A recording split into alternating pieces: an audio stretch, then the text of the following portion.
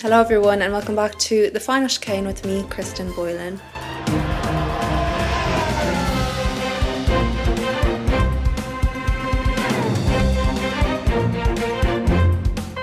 Hello everyone, welcome back to this week. It's still the Sunday of the Las Vegas Grand Prix. I wanted to do this one same day because last week of college, a lot of assignments coming up, but I couldn't just not give you an episode.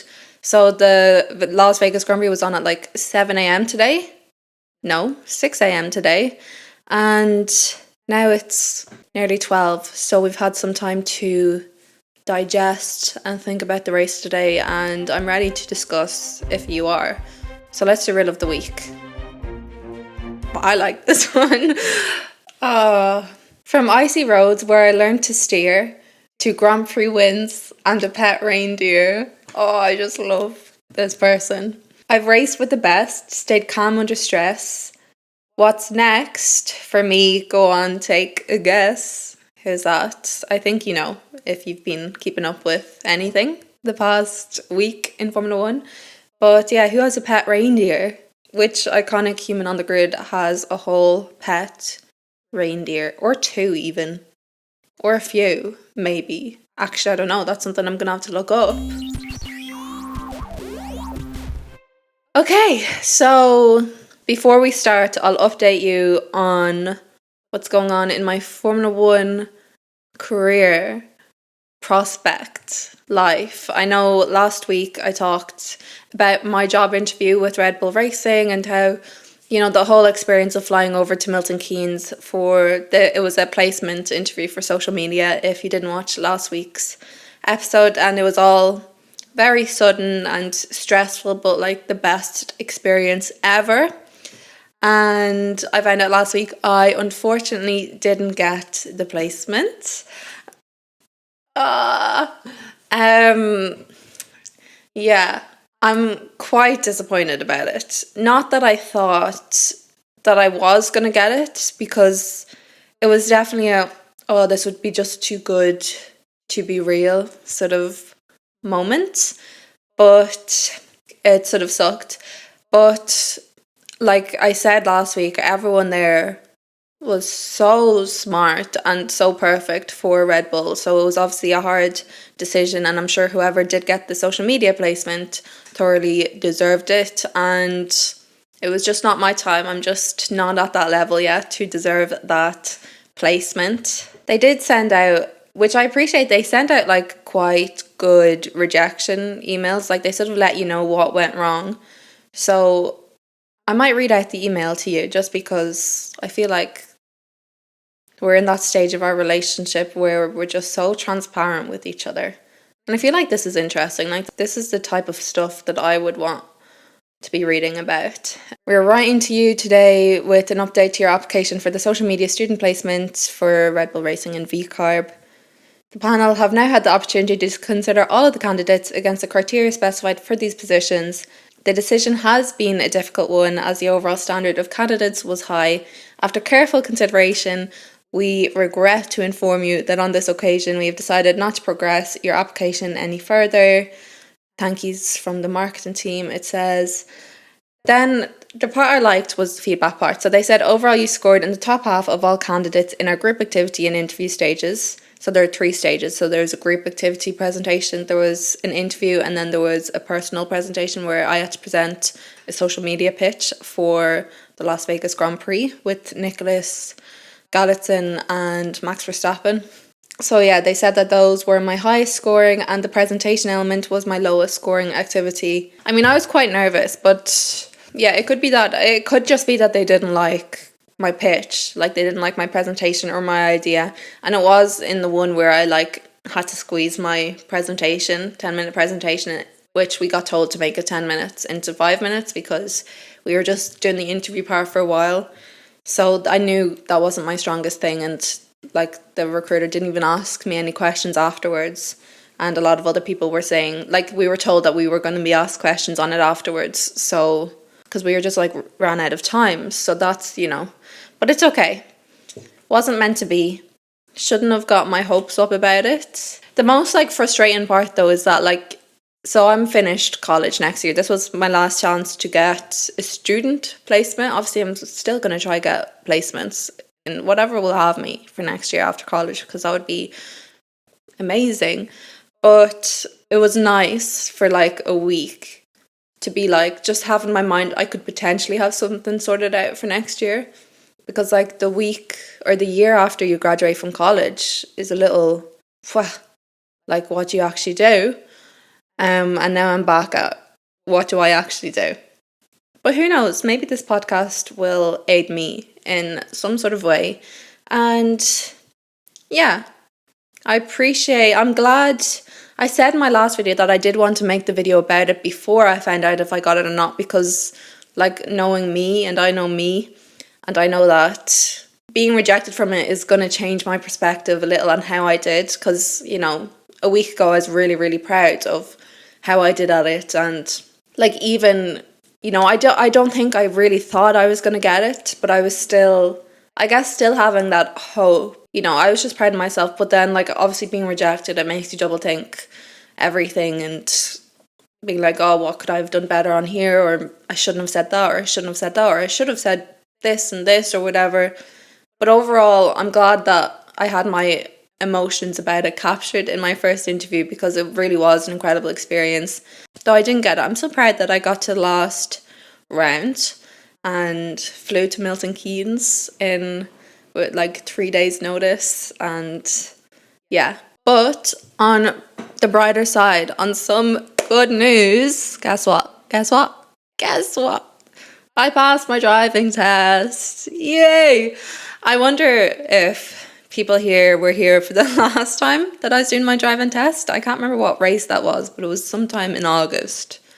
It might have been the Dutch Grand Prix or something like that. And I failed last time badly.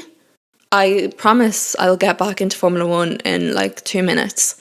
But I failed my driving test last time, got a grade 3 for not leaving enough space from a parked car, and I got too many grade 2s. But this time, guess how many grade 2s I got? Zero. I got 0 grades faults. I got 0 faults. Well, I got 1 grade 1 fault for braking too heavily. But grade 1s in Ireland, I don't know if it's the same anywhere else, grade 1s don't count. They're just like things to keep an eye on. Like, you could get as many grade 1s and it doesn't matter. But I was so nervous for it. I did my reverse. I did it perfectly. And that was probably the thing I don't know if I did it perfectly, but I didn't make any mistakes on it. That was probably the thing I was most nervous about. Once I had finished that, for some reason, I couldn't get my foot to stop shaking. Like, I couldn't even put it down on the clutch to put it into first gear. I was like, do you know if you're like standing on something really, really tall? Well, I don't know if people do this, but like, if you stand on a really tall ladder, not holding on to anything, sometimes the ladder will shake because your legs are sort of shaking. That might just be me. I literally was struggling to find the clutch with my foot because my leg was shaking that much because I was so nervous. But the examiner was the nicest person ever, and it makes such a difference having a nice examiner. And he could tell that I was really, really anxious about it, and he said it to me afterwards. He didn't say anything before. He was so nice throughout the test, so good. And then after, he was like, are you quite nervous? And I was like, yeah. He's like, yeah, I could tell. And then we had a little discussion about anxiety, basically, in relation to driving. And I even told him about the Red Bull thing. And yeah, I passed, and it's the biggest relief of my entire life, because I have been worrying about that driving test since I was like 12, since I figured out you had to do a driving test to be able to drive. So that's the end of today's episode. Oh, I'm joking. Let's talk about Las Vegas. Media moments. We lost 2 more drivers. Not yet, but we found out we were going to lose 2 more drivers next year. Joe and Bottas, the 2 most pure drivers on the grid, that as well. They're so cute. They're my favourite pair of teammates because they're just so pure and they're just there to drive, no drama involved. Outfits for Joe as well. Lewis is going to have to be serving double next year, because if we're losing Joe, the Thursday outfits are going to So Stake announced that partnering Hulk at Sauber next year will be Gabriel Bortoleto. Obviously, he's an incredible driver, and I'm very excited to see how he does in Formula One, but obviously it is sad to see them go. Also, the format of Formula One accounts announcing a driver's departure and then like 3 minutes later posting the new driver is actually sort of like crazy. I feel like we need to be giving more of a gap to let people process this, because it was like such like a cryptic, wasn't it just such a cryptic sort of statement of Bottas and Joe leaving? Like, I thought for a minute, I was like, no, they must be gone straight away. What is this? But yeah, no, luckily Stake do allow drivers to finish the season, which is lucky because we've seen 2 drivers already this season not get to finish their season, Logan and Daniel. Both me and Daniel have something in common, guys, now. Red Bull didn't want to employ either of us for next year. Like, the dedication from me as a Daniel fan. Joe was the first driver I met in Formula 1. Actually, well, I met both him and Bottas at the same time when they were in Alfa Romeo. But yeah, me and my sister, for some reason, after meeting a Formula 1 driver for the first time, the first thought was, Joe is like an angel. That was the first thing we said. Like, we met Joe, Bottas, Daniel and Lando. And we both turned to each other and we were like, okay, but Joe? So I'm going to miss him. But hopefully he sticks with doing some sort of reserve role or something, because he's just a little treasure to the sport, I think. Obviously he hasn't had a good season driving-wise. And it makes sense that he lost his seat. But that doesn't mean that we can't miss someone's presence on the grid. Staying with Bottas, the legend that he is decided one evening that the next day he wanted to do an Ironman. Who does that? Who can do that physically, mentally? He did it in his little small pool outside. He did the Ironman on his indoor bike and then, treadmill. And he completed it, completing his first marathon while doing it as well, because that's just Bottas. And then he's been running with this slogan of sort of what's next. So on the day that he got fired, on his Instagram stories, he did a whole what's next, like one of his friends did a whole what's next, and he was like, what's next? Lunch, what's next? Gym, whatever it was. And now he's sort of running with the what's next slogan, which I think is this, it's given thank you next moment. You know, Ariana Grande's thank you next. But he's doing it so well. And do you want to know my favourite thing about it all? Bottas is donating the money from his what's next, like his merch line and everything like that. He's donating all that money to a charity for people who unexpectedly was fired from their jobs. That's so cute. He's given charity to Daniel and himself, I guess. Charity starts from home. So yeah, I'm very glad that both of them got to finish out their season and have a nice little exit from the sport. I won't say retirement because we don't know that, but that does seem to be more likely.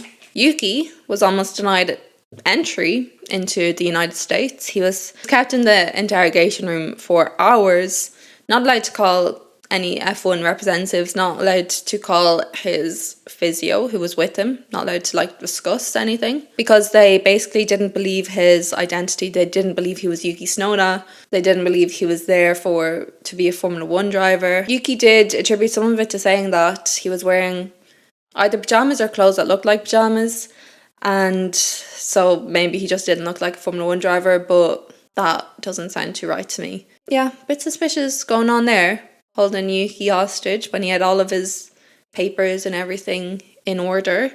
So that was probably a bit stressful start to his week, but he didn't show it because he had a great weekend anyway. Also, new race director announced, Niels Wittig. A lot of the drivers were asked about this on media day, and they were all just saying, they were all sort of emphasising, and especially George as the head of the Grand Prix Drivers Association, that the fact that they didn't even know that was happening shows the lack of transparency and what needs to change in Formula 1, because they just sort of need to know what's going on. So yeah, and Daniel did another... My ability to bring up Daniel when he's not even on the grid should be actually studied in a dissertation. But Daniel had an Ashante pop-up shop in Las Vegas. Obviously, again, would have been organised before he realised he was getting fired. Just like his Texas one. Last week he released merch, FEA merch, which I'm not going to say what that means because then I'll have to flag it on my podcast. But he released like very exclusive FEA merch, very much likes to keep out of the drama, but he also likes how he feels about it to be known, I think, from my personal opinion of him. So I think there's something that he wants to, and it's only for pre-order, so it's a very quick thing as well, I think. So it might be a little suspicious.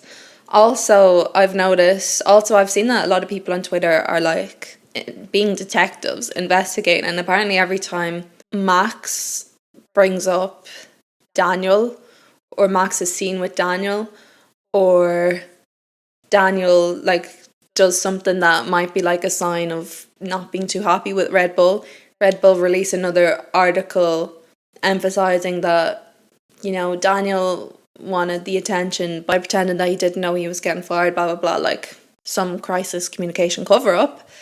And so I've been looking at that, and it is actually funny. Daniel and Max played paddle together in Monaco last week, and Daniel posted a picture of him and Max on his Instagram, posting like being bet by like 13-year-old kid because they were playing against like a little kid, I don't know what age actually, but. And today, like a video of them playing paddle at that time was released by Canal, like it was just part of a longer thing. And then Max also chose Daniel in one of those like on track, like sort of TikTok quizzes that they do, as he was like asked who on the grid would be his like emergency contact, and he said he would have said Daniel, like he would have said Daniel a few races ago, but now he can't really say Daniel, but he went with Daniel anyway. And Red Bull, I guarantee you, are not going to be posting that video anywhere because they just like to pretend Daniel doesn't exist these days, which I feel like I just need to be on that purity maybe, because I don't know, it's just because I'm studying crisis communication right now, and I just feel like that's not the way to go, to pretend that one of the favourite current drivers, or one of the favourite drivers of this generation, of all generations even, or one of the most liked universally, even though people have been quite ratty about him. Like, you just need to tiptoe around that and not purposely exclude him to a point where it's like you want people to notice that you're excluding him. But also, like, it makes sense because why would you post Daniel content? But it's sort of like, even when Daniel was with McLaren or Renault and they were posting throwback photos, they would include Daniel in it. But now it's like completely cropped, pretending Daniel wasn't in the picture to begin with. And that's the other thing that everyone, like Verstappen.com, I think I said in my last podcast episode, every time Red Bull do it, it's like Verstappen.com are posting like the original with Daniel. I don't think it's on purpose. It's just like funny though. I think we should actually start talking about the racing. Free practice. This I was in and out of because I was in college until very late on Thursday, going Friday. So doing like a documentary thing that we were doing. So I was too tired to get up to watch free practice 1 on Friday, but it was quite a calm session, not too much to write home about. Free practice 2, I thought I set my alarm, I swear, but I didn't. So I missed free practice 2. But I rewatched it. I rewatched them all. Of course I did. I know a lot of people complain about it. I know its nickname is basically the stupid little sphere. It's not little, actually. Maybe people don't call it little, but I like it. I think it's cute. Quali. Again, look, it wasn't my weekend. I was out the night before quali. Set my alarm, staying in my friend's house, still set my alarm to get up, knowing I was going to wake her up, set my alarm for 7 a.m. Didn't know quali was at 6. I had it in my head that quali was at 7. I don't know why. So I woke up and quali was basically nearly over. It was Q3 anyway because there was delays. So I just stopped. I watched quali back because I'm not a psychopath. I'm obviously going to watch quali back fully to figure it out. But before that, I saw Perez was out in P16. And I was like, oh, it's not looking good. He just didn't put the lap together. And it must be tough for Perez fans to constantly have to deal with all of the negativity and the hate thrown towards Perez, because there is a lot, and it is because he's underperforming right now. And that's not a criticism, it's a fact. He's underperforming. He has been underperforming for most of the season. He's had a few obviously really good moments and strong moments, but realistically he shouldn't be in the Red Bull seat. To me, he's such an important part of the paddock as well. Like, he's just a part of Formula 1, and I would like to see him still on the grid, but I don't think he deserves to be in that Red Bull seat. And I think, obviously, I don't think anything should be switched now. I think they should have been switched a while ago and got one of the Visa Cash App or B drivers in there, even swapped. But I think Yuki has been outperforming Perez relevant to their cars, if that makes sense. Like, not that, like, Yuki has been doing better than Perez in his Visa Cash App or B than Perez has been doing in his Red Bull.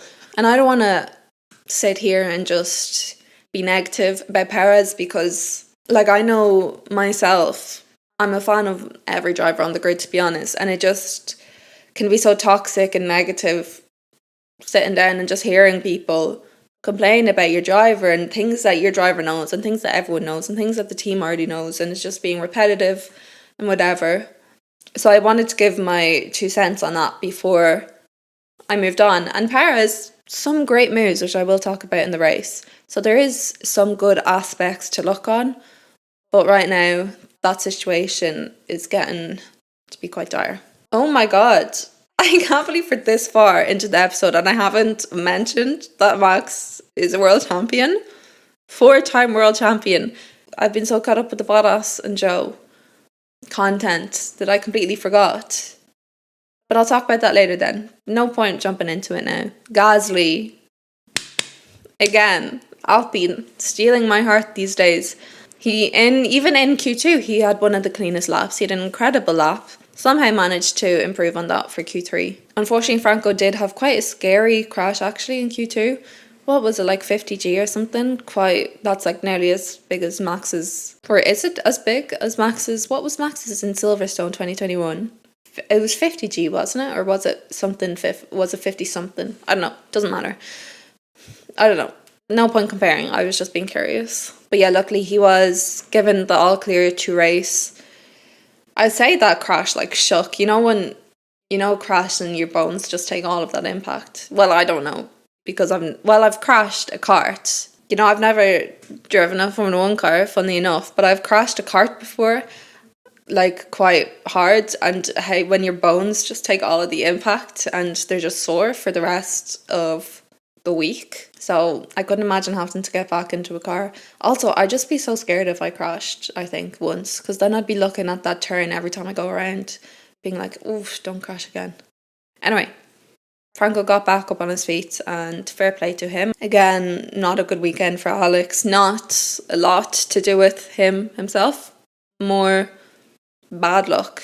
Q3, Yuki actually very strong, quite consistent all weekend. And obviously he needs to be like that with the Alpines doing so well.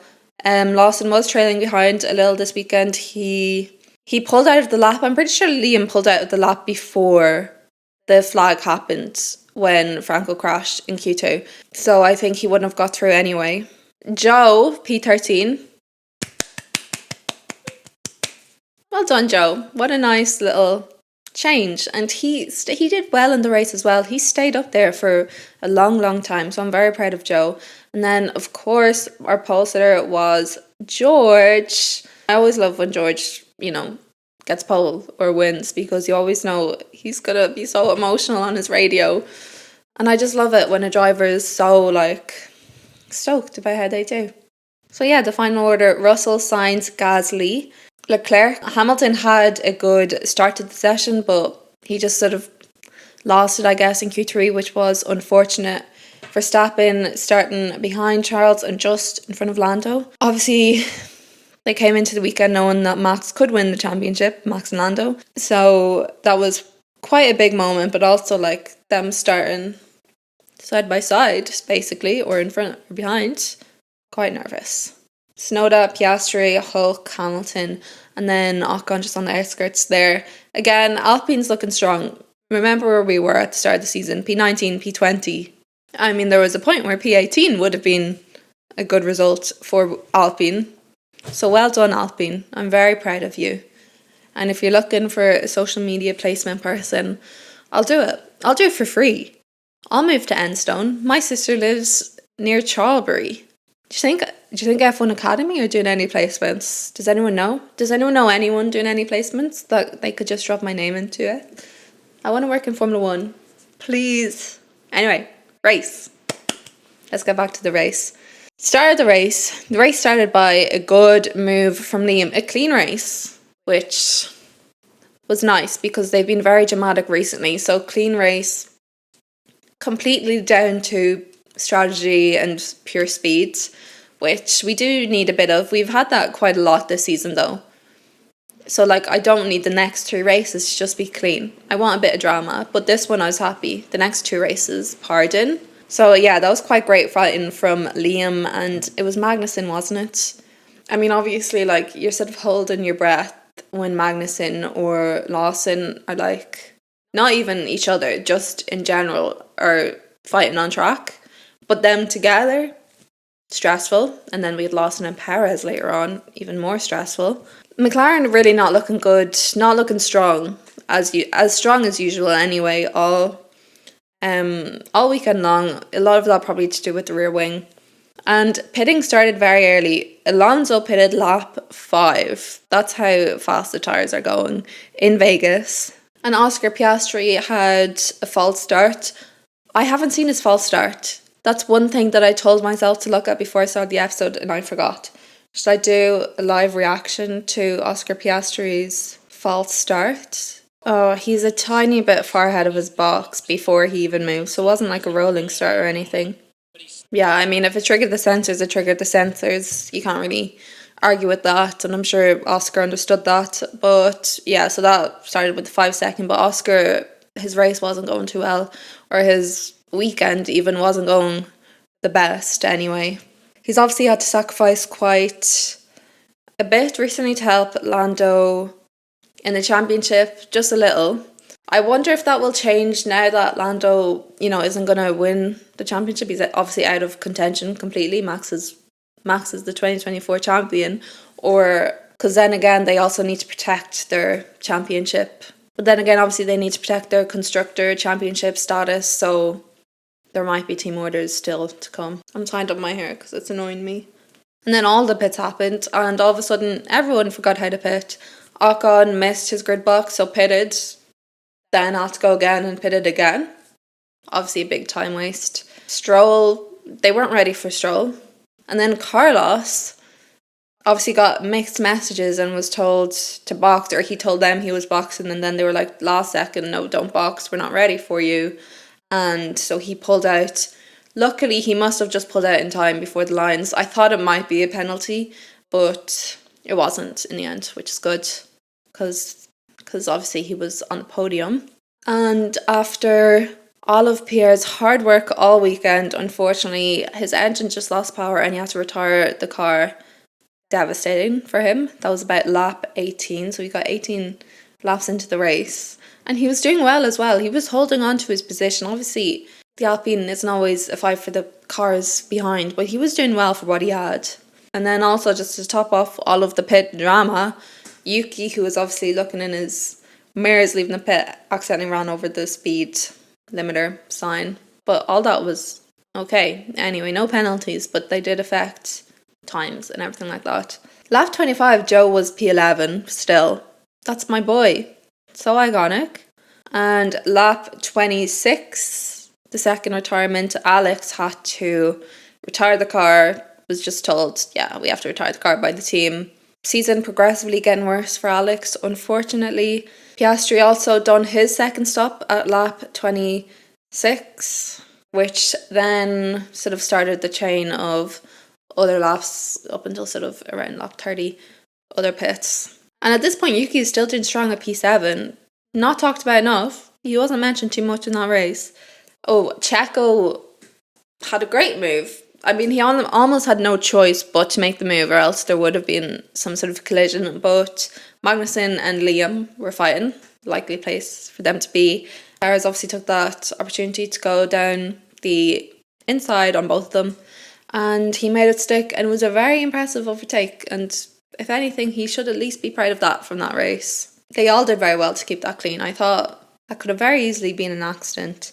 Then, yeah, obviously nearing the end, Max decided not to pit because he obviously just knew, okay, he's going to get overtaken by the Ferraris, but as long as he keeps Lando behind him, he's got this championship won, and there's no point risking it for not even, I think he just had used softs, and we know that, Alonso barely got 5 laps on them, so wouldn't have been worth it anyway. And he did get overtaken by the Ferrari. He still put up a fight, both Ferraris, but it worked out in the end because the race ended and Max Verstappen became world champion for the 4th time in 2024. I saw a lot of the graphics used were putting the 4 in it, and I was like, ooh, the Lando fans aren't going to like that.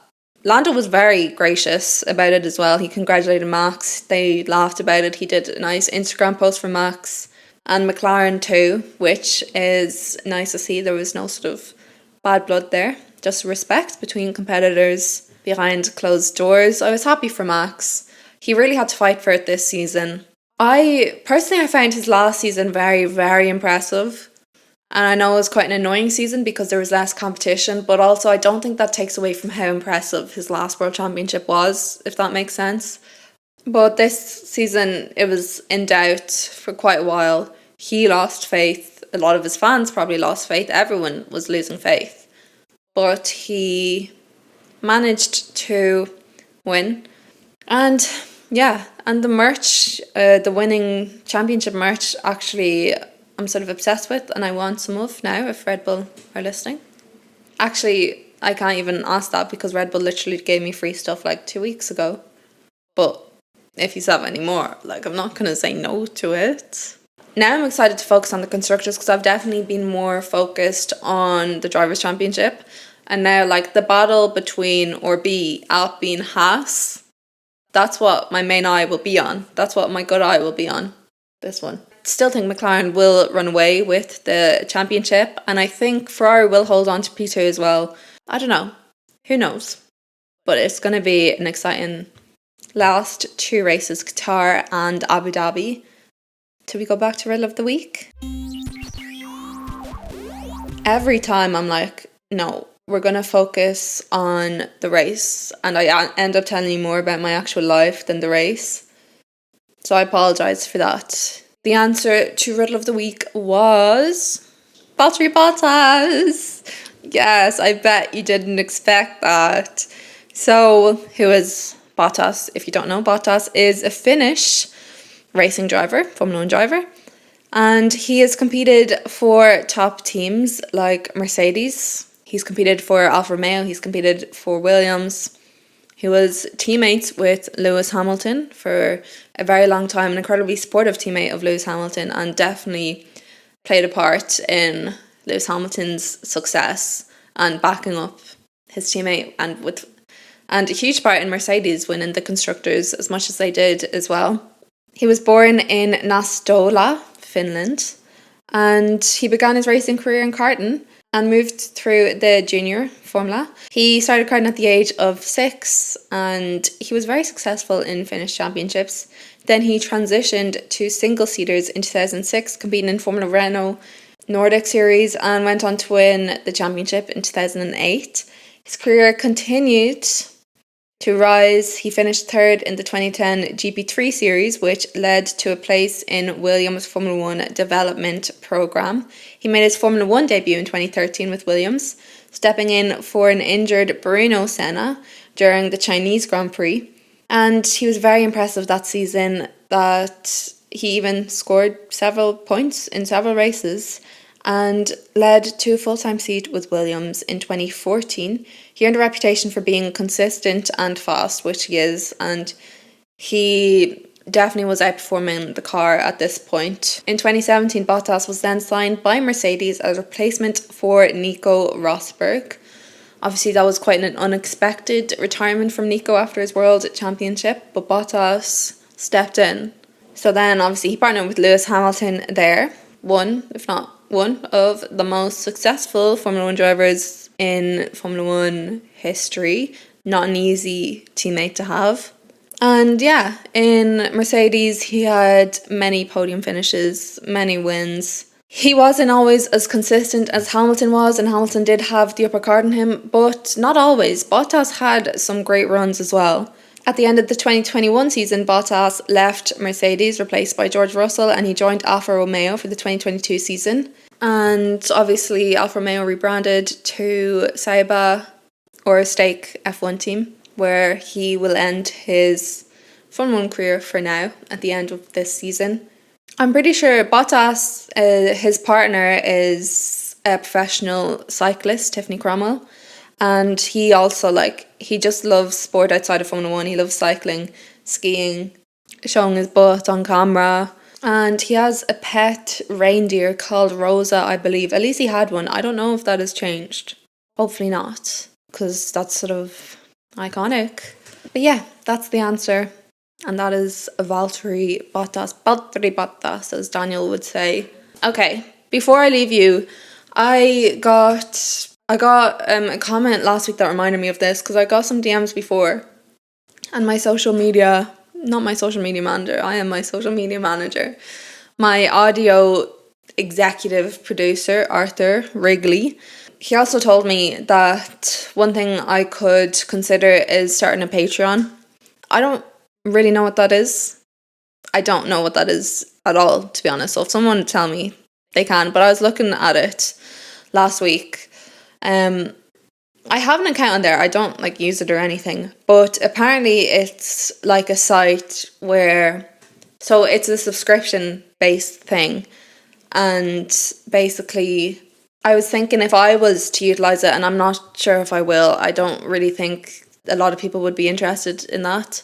But it could be exclusive podcast episodes. There was this option for a group chat, which I think is really fun, for all of your subscribers in one group chat. And then I was like, if I do start it, we could do episode requests or topics requests, I don't know, talk about the history of Lewis Hamilton Formula 1, the history of Formula 1 in Argentina, whatever it is. And during the Christmas break, when there won't be these podcast episodes, I'm sure I might be still doing my podcast episodes here during the Christmas break, but I could do little ones there, and it would just be stuff like that, and maybe the podcast could be posted, my normal ones would be posted there. That wouldn't mean a single change to this podcast, to YouTube, to Spotify, whatever it is, exactly as it is now. No change whatsoever. I would never make anyone pay just to listen to my podcast. That's insane. But if that is something people are interested in, who am I to stand in your way? So yeah, let me know your opinions on Patreon. I'm not bothered either way, but yeah, someone mentioned it last week, which reminded me of it, and I forgot that it sort of existed. So let me know. And yeah, this was the first race weekend of a triple header. So we have Qatar next, and then Abu Dhabi. F1 Academy also is returning, so if you're around, please watch that. And I will see you next week. Goodbye.